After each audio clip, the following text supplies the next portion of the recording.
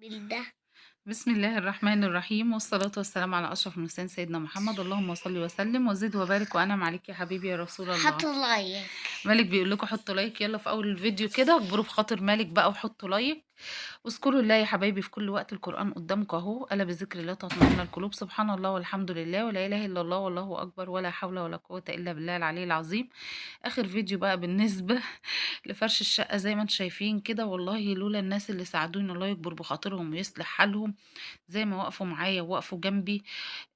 ربنا يُقف معاهم في كل حاجة حلوة في دنيتهم يا رب، اللهم آمين يا رب العالمين.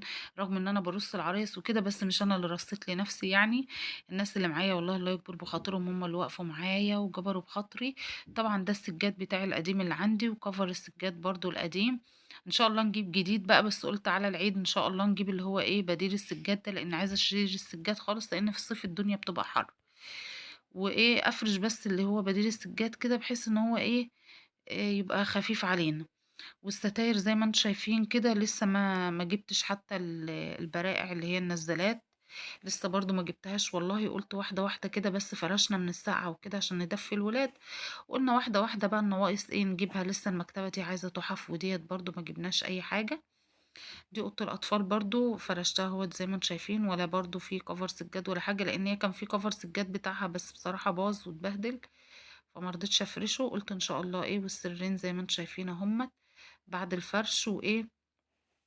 حتى السجاد اللي كان مفروش في الشقة التانية زي ما هو هناك والله لسه عايز يتغسل وبعد كده أجيبه، عشان متبهدل خالص، ده أصلًا كان مغسول ومتشال.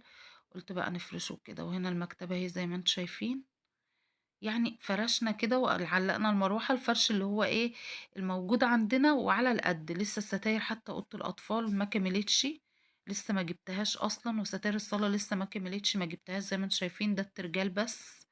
والستارة اللي عند الطرقة برضه لسه ما كملتش، برضه ما اتفرشتش، وحتى الترابيزة دي لسه ما جالهاش المفرش بتاعها. وهنا ده المطبخ بقى، عادل وعمر قاعدين معايا، ده عمر ابن أخويا قاعدين معايا بقى إيه. عمر قاعد معايا بقى فرحان وكده، وهو كده، كده أصلًا بيبيت معايا كمان يوم الخميس والجمعة. وده كفر الغسالة اللي أنا جبته اللي قُلت لكم عليه، اللي هو بقى ب180 جنيه حاليًا، طبعًا الأسعار زادت خالص. وعلّقت الستارة أهيّة بتاعة الحمام، بس أنا فاتحة كده إيه السلك شوية إيه، باحب الحمام دايمًا فيه تهوية، صيف أو شتا بافضل فاتحة كده شباك الحمام وقافلة السلك بس، بحيث إن الحمام دايمًا يبقى متهوي، دايمًا يبقى ناشف ما فيهوش أي مَيّة، ما فيهوش أي حاجة، لإن أنا ما باحبش الحمام مبلول. وهنا المطبخ أهوّة مع بعض، ندخل كده بقى نشوف الدنيا وصلت لإيه.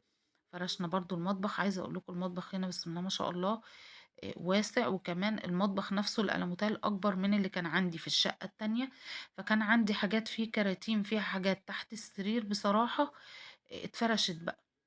هنا بُصّوا أنا قايلة له يعمل لي المطبخ اللي هو الأُكَر منه فيه ما فيش أُكَر تبقى بارزة كده وطالعة زي اللي بتتعمل دلوقتي، قايلة له لأ أنا عايزاه يبقى كده بالشكل ده.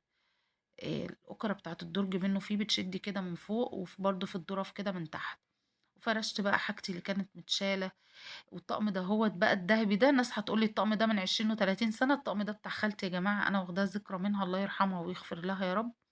فأنا أخدته كده كذكرى، والطقمين دول اللي هو البايركس والمكسيكي دول كانوا تحت السرير في كراتين ما كنتش فارشاهم أصلًا، دول كبايتين الولاد بتوع رمضان.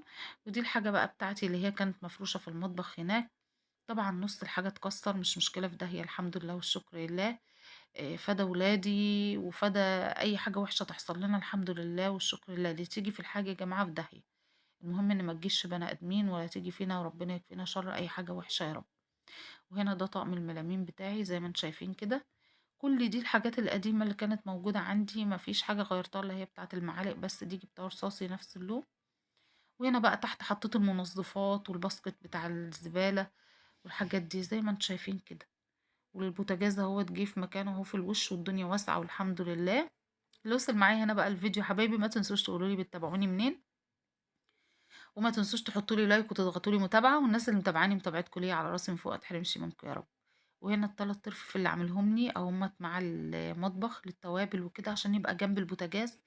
ما رضيتش أحطهم طبعًا على المطبخ برّه على الرخامة، قُلت دول يبقوا جنبي وجنب البوتاجاز وأنا باطبخ أسحب منهم يبقوا جنب إيديّا كده على طول.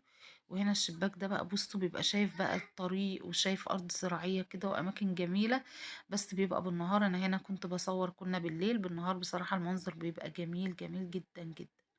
دول كرسيين عندي كده إيه، مش راضية أحطّهم في البلكونة بصراحة، سايباهم في المطبخ عشان خاطر أنا قاعدة في دور عالي وباخاف على الولاد، ما باحبهمش يقفوا على كراسي ولا حاجة، طبعًا لسه ما فرشتش حاجة في الطرقة ولا في المطبخ، ويا دوب على ما خدت لكم الجولة ديّة في خلال ال5 دقايق دُولة، كان مالك ابني طبعًا فضّى اللعب بتاعته كلّها زي ما أنتم شايفين كده، بُصّوا منظر جميل يفرح ويشرح القلب. أحلى منظر تشوفوه في حياتكم. شوية بقى تلاقوا اللعب دي مبدورة في الصالة كلّها، بس مش مشكلة، ربنا يبارك فيه ويحفظه ويشفيه ويعافيه يا رب ويصلح حالنا وحال المسلمين أجمعين من أمة محمد. ما تنسوش يا حبايبي تدعوا لي دعوة حلوة من قلبكم لعل الله يستجيب لكم، وما تنسوش تحطوا لي اللايك، وما تنسوش تذكروا الله في كل وقت، ألا بذكر الله تطمئن القلوب. وإحنا بدأناها بالقرآن وهنختمها بالقرآن، ربنا يجعلها إنها من أهل القرآن يا رب. ويجعل القرآن كده ربيع قلوبنا ونور صدورنا وجلاء أحزاننا، اللهم آمين يا رب العالمين. وكده بيكون خلص الفيديو بتاعنا، أسيبكم بقى في حفظ الله ورعايته.